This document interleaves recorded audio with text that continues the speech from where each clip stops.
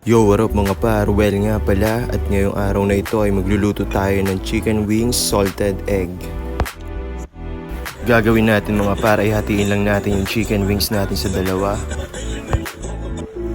Tapos timplahan natin ng asin at paminta. Tapos mga par, lamasin lang natin at lagyan ng egg. Marinate natin at takpan lang natin. Gawa naman tayo ng pang-coating, nilagyan ko lang ng harina, cornstarch, asin, black pepper, garlic powder, tsaka paprika.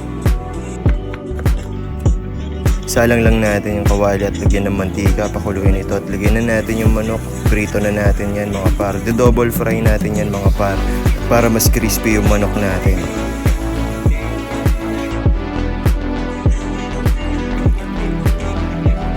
Tapos dito mga par ay gagawa na tayo ng salted egg sauce. Yan, tunawin lang natin yung butter, lagyan natin yung bawang.